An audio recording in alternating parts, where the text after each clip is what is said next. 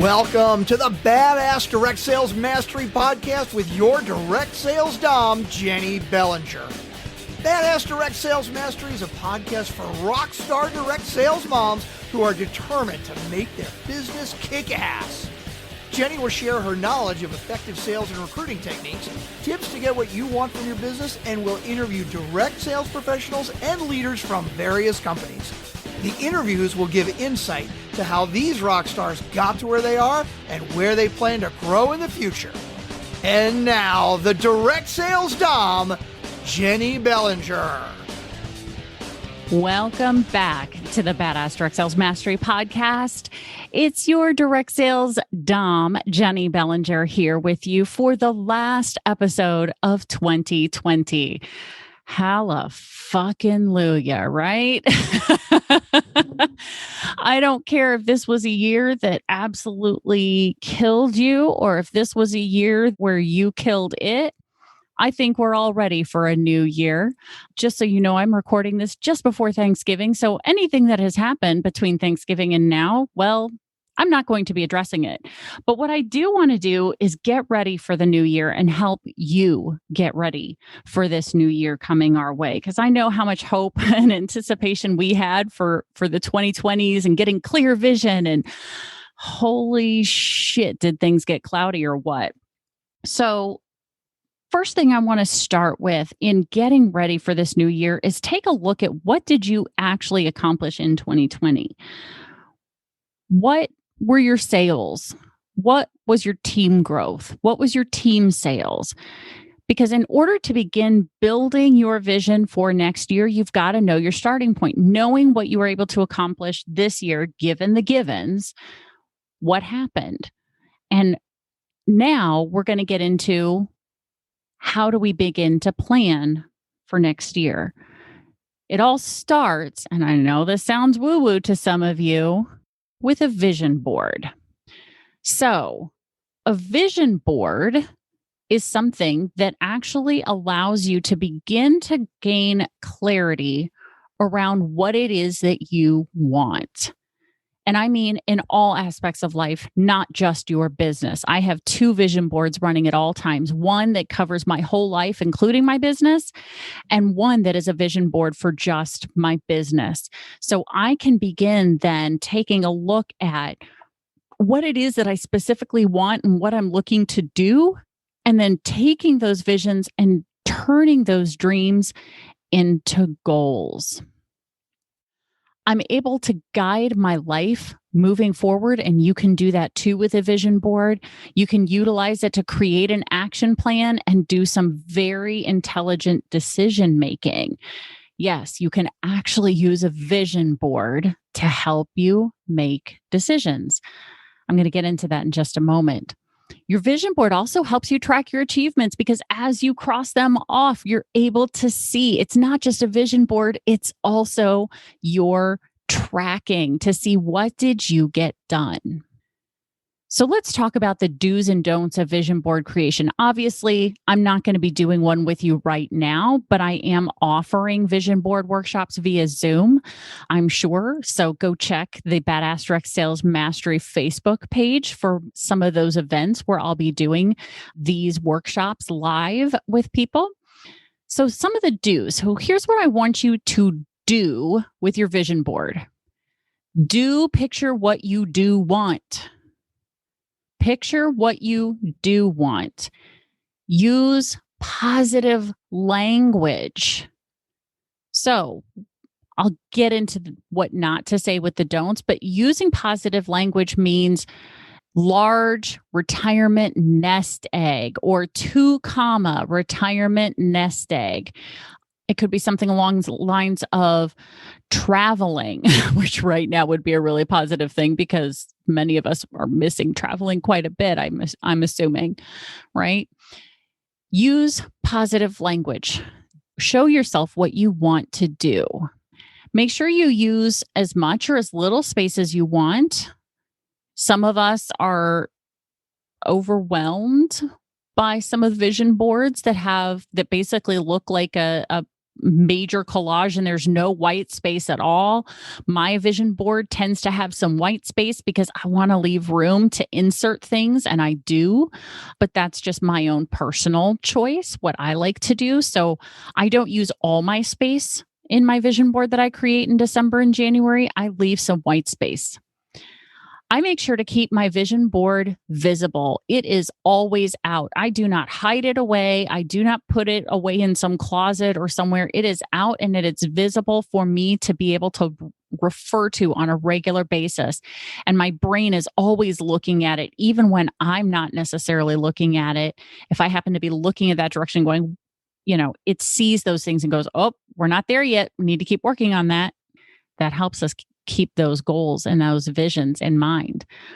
I do review it monthly, and I set a reminder to take a look at it and see how am I doing on these visions. I use my vision board, and you should too, to create your action plan for goal achievement. And finally, use your vision board to help make tough decisions. So when you've been asked by the PTO president to bring 12 casseroles for the parent-teacher conferences, you can use your vision board to say, well, volunteering is part of my vision for what I'd like to do, but not at the expense of all of my other visions. So instead of bringing 12 casseroles, how about I bring one? And I'm being a little facetious here, but you know what I mean, right? When someone asks you to do something that seems completely incredibly outside of your zone of competence or ability to be able to fulfill, utilize your vision board to make a decision.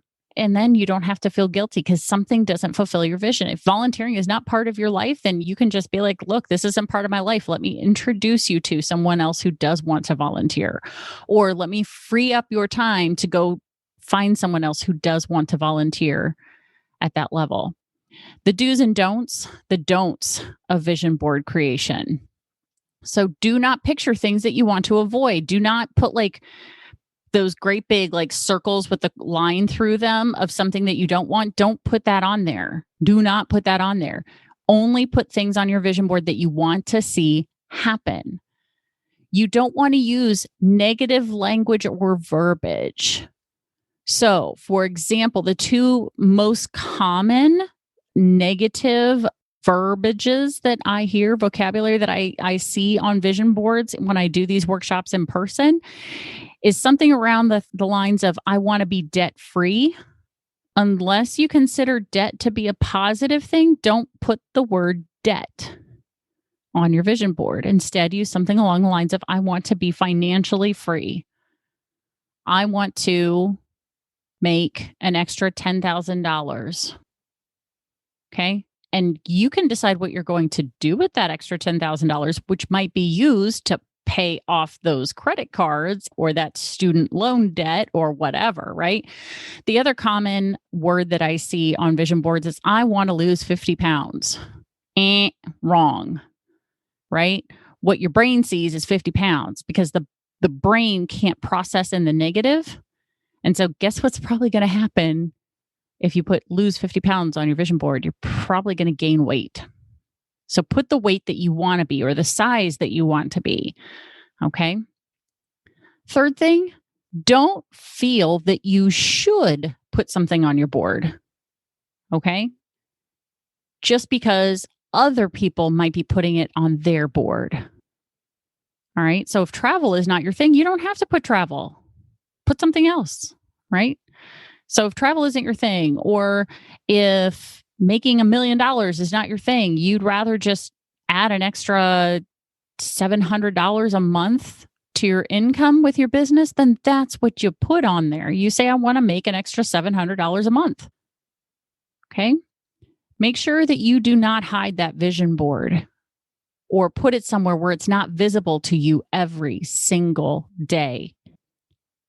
Don't wait to review your vision board annually. And don't assume that just by creating it makes your dreams come true. That's why so many people think vision boards are a bunch of woo-woo bullshit, because they think that what other people are doing, and this is probably true in some cases, that people are just creating vision boards and then just magically shit happens. I can tell you that is absolutely 100% not necessarily true. Now, it may be for those of you who are into the law of attraction that by putting it out there, you are now more open to receiving and understanding when those things are coming your way. Abso-fucking-lutely, right? But don't just assume that you can just make this vision board and then all of a sudden $1 million business shows up in your lap. There's planning and vision and work that goes into that. And if you don't utilize the vision board, it's a lot harder for any of those things to come true. And don't treat your vision board with disrespect. What you care for blooms. So take care of it. Put a pretty frame around it of some sort. Hang it up in a valued place in your home or home office where you can see it and everyone else can see it when they come in, right? Take care of it. Treat it with respect. Now, using your vision board to create an action plan. So once you've created your vision board, what you're going to do is you're going to pick one item from that vision board. So it might be you're going to have 6 parties a month or do a twice weekly yoga practice, maybe travel to Hawaii, something, right? And start by knowing what your current achievement in that area is. So remember how at the very beginning of this episode, I said, know your baseline. Go find out what you did this year, because whatever you accomplish this year is the baseline for what you can accomplish next year. Because if you did it in 2020, by golly, you can definitely do it any other year. Because man, this year was, it was a different year. Let's put it that way, right? So know what your current achievement is. So if you're currently, for example, doing 3 parties in a month, moving up to 6 parties in a month or 6 events in a month, you're going to double your output, right?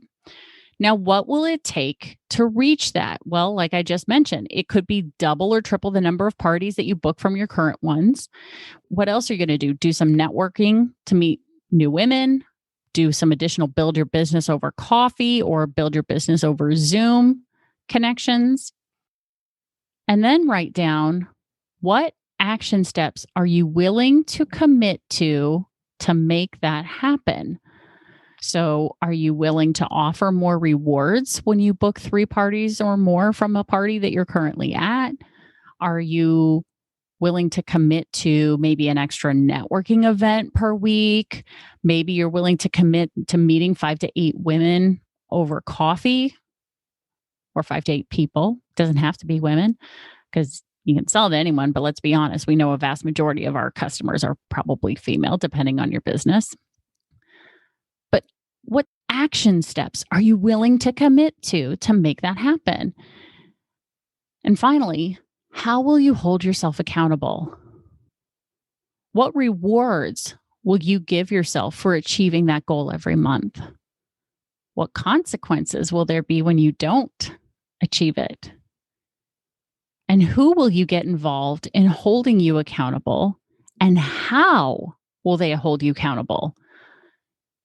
You guys have heard me talk, if you've been a listener for any amount of time, about the different kinds of accountability, proactive accountability versus reactive accountability. Which one are you going to implement?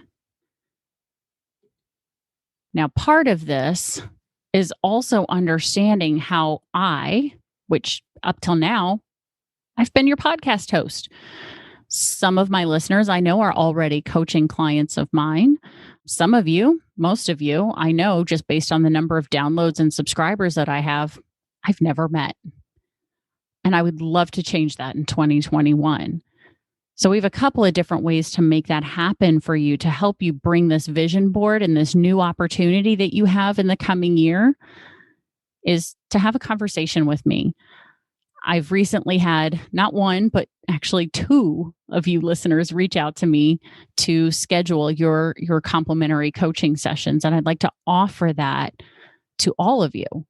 If you are interested in having 30 minutes with me in order to have a conversation around your goals for 2021 and your action steps and what your plan is for achieving that this year, I would love it if you reached out to me. I'm putting the link for my scheduling into the show notes.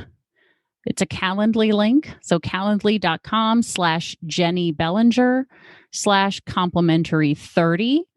And that 30 is the number 30. But you'll see, I just want to let you know so you know which link to go in there and select. So that's one opportunity for you. The second opportunity is I have a big announcement for everybody. If you've listened this far, get really excited because now you not only are going to have access to the podcast, but I'm also going to be debuting a brand new online Badass Direct Sales Mastery online university. This online university is going to include instructors from various expertise fields, including social media, branding, organization, and of course, there will be online classes from me. So you'll be learning how to get more sales, growing your team with more active team members. And well, one of the fun titles I came up with, but haven't planned out yet, but I've got a month to do it, is how to succeed in direct sales with a shit ton of trying. Because we all know none of what we do is hard, but doing it every single day and putting that business on shampoo, rinse, repeat over and over again can be boring. But I know that between the podcast and the complimentary coaching session and you creating a vision board and then you getting to go and participate in this online university is going to make a positive difference in your business this coming year. And frankly, if you're listening to this and it's 2021 or 2022 or 2023, because this podcast is never going anywhere, reach out to me. These things will still be there because I am here to provide ongoing support for you as my community.